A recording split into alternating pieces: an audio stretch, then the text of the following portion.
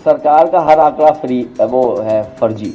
कुछ ट्रेनें खाली आ रही हैं, सुनने में आया गोरखपुर वाली खाली ट्रेन गई है पूरी।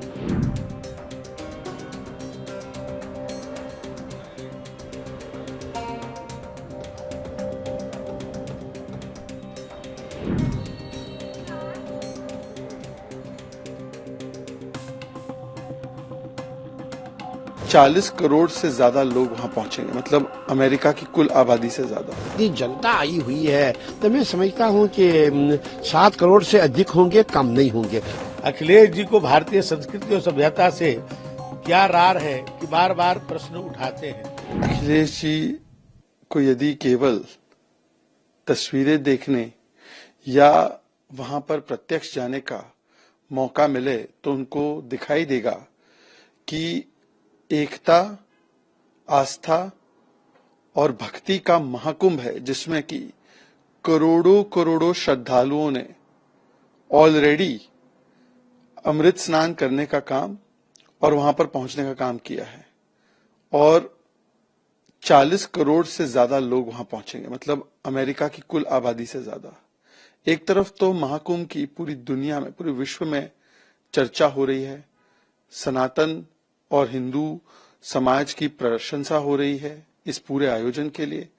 पर यह दुख की बात है कि बार बार यहीं पर बैठे कुछ लोग सनातन का, हिंदू का अपमान अपनी पहचान बना चुके हैं। पहले भी कहना कि महाकुंभ में जाकर मरना है क्या, ये उनके विधायक ने कहा।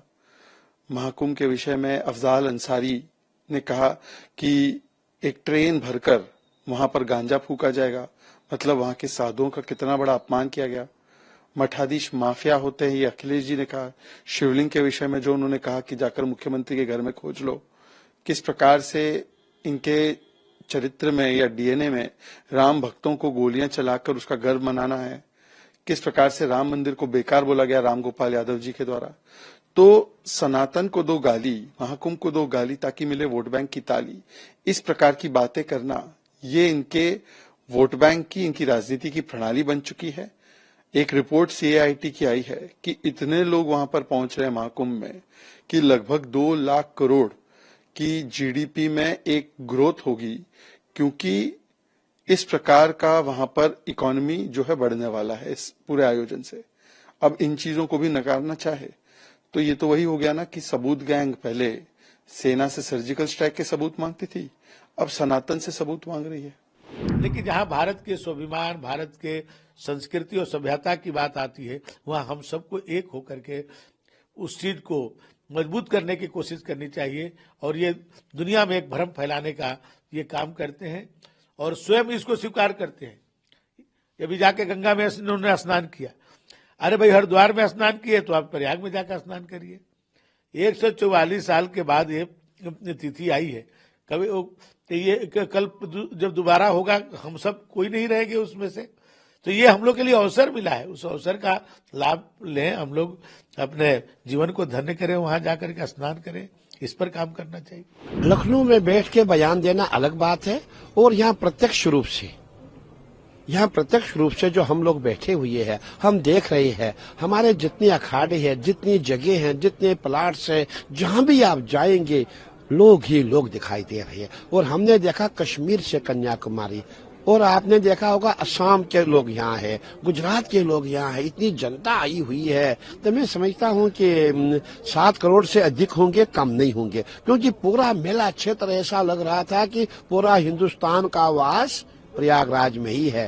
तो फिर साफ दिखाई देता है कि बहुत भीड़ थी, और इतनी भीड़ थी कि हमने ऐसी भीड़ पहली बार देखी है। और अभी अगला जो मौनी अमावस का स्नान आने वाला है, उसमें आप इससे चुगनी भीड़ दिखाई देगी। तब तो करीबन मैं समझता हूँ 20 करोड़ जनता हो जाएगी। तब क्या होगा? तो कहने का तात्पर्य है कि जो अनुमान सरकार ने लगाया है, संतों ने लगाया है कि 40 से 50 करोड़ जनता यहाँ स्नान करेगी, वो अवश्य करेगी, क्योंकि महाकुंभ है, 144 साल के बाद आया है और हमें आगे चल के अवसर नहीं मिलेगा। मैं यही कहूंगा कि आप भी आइए, स्नान करें, बहुत अच्छा रहेगा। कभी कभी ऐसा होता है जो हमारा दुर्भाग्य है वो भाग्य में बदल जाता है, और ऐसा सुंदर अवसर है, आओ स्नान करें और 2025 महाकुंभ के साक्षी बने।